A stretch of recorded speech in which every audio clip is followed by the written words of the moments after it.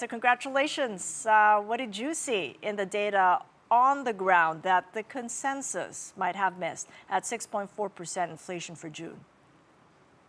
Well, we really just had to be disciplined with our model.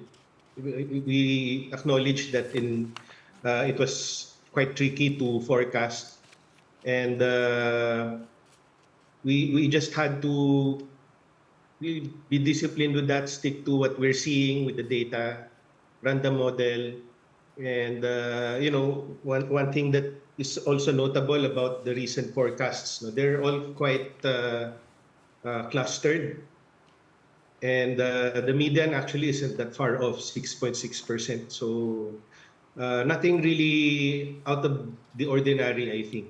But lots of components to When speak about, Doc Sir. The Yes. drivers, how much of that 6.4% call was driven by hard data that was already available by late June? And how much of it really was judgment about the second round effects and the expectations?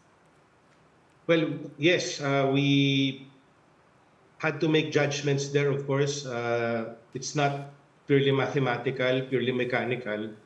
Okay, but transport and food, basically, we had to make adjustments for that, and seeing that there would be a possibility for them to go down, we had to factor that in.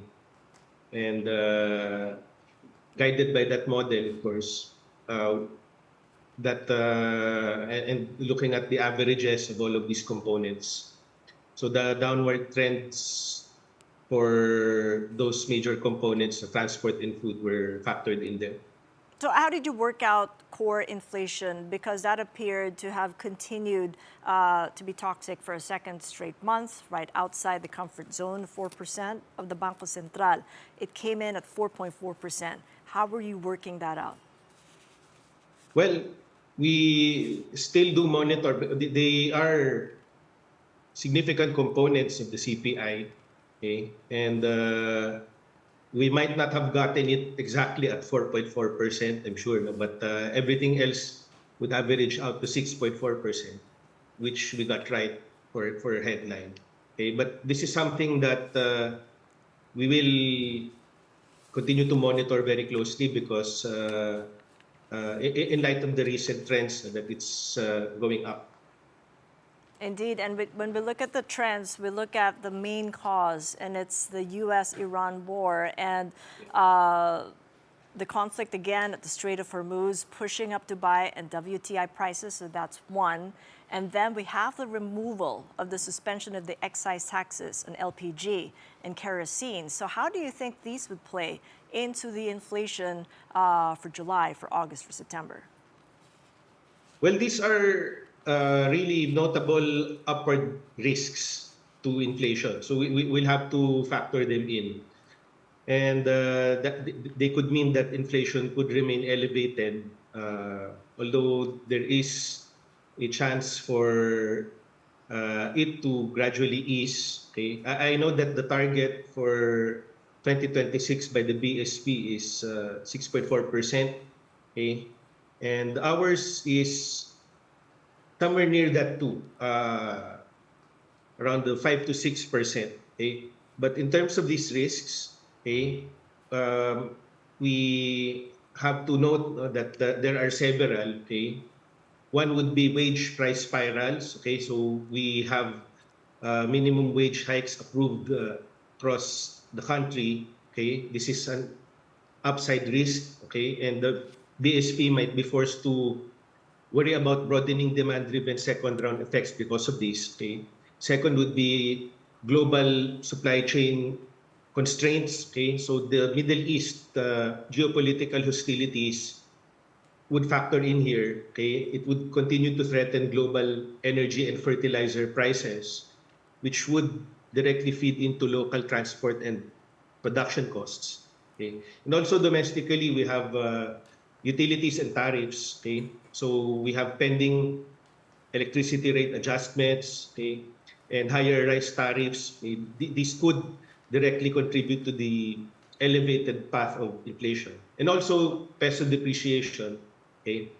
So we have to monitor them, especially what's happening outside, because it's largely beyond anyone's control here in the Philippines. So at least we have identified these risks and we continue to monitor them.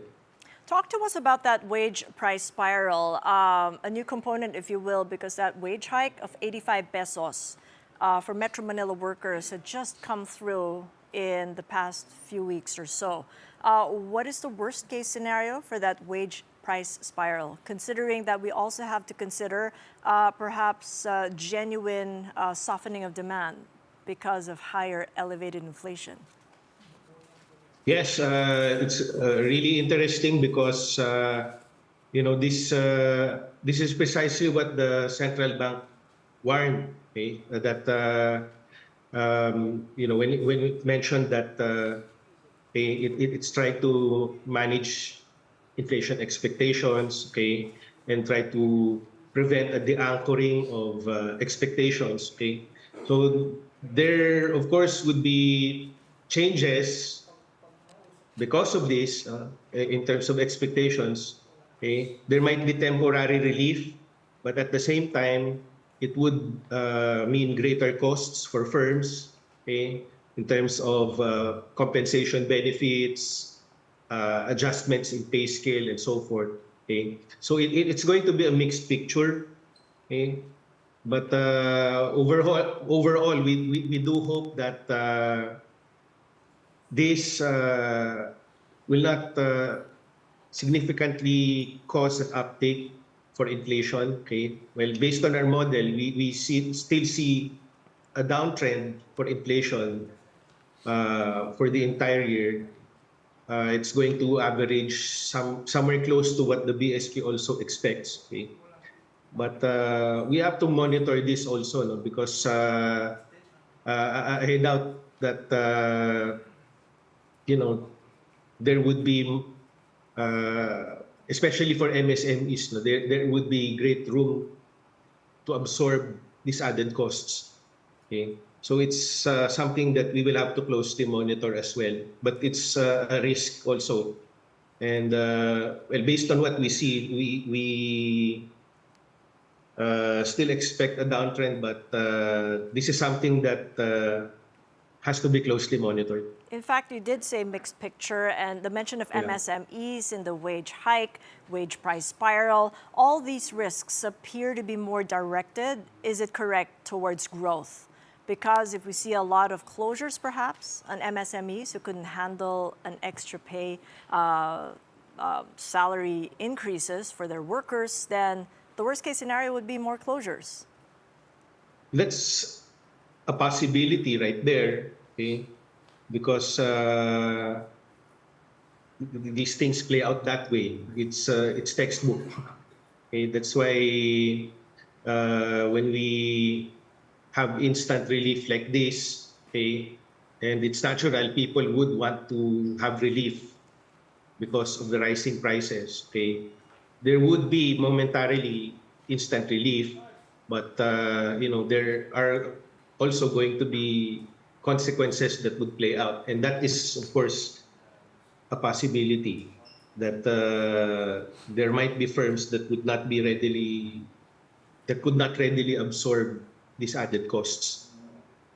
And then that would mean an impact to growth. So what's the worst case scenario then to growth? As I know in our previous interviews, you've made a mention of that stagflation risk, where we're seeing elevated inflation and even slower growth eating into the economy. Well, our assessment of the stagflation risk, okay, it's moderate but distinctly easing, if I may say so. Okay, especially following the June 2026 inflation print. Okay.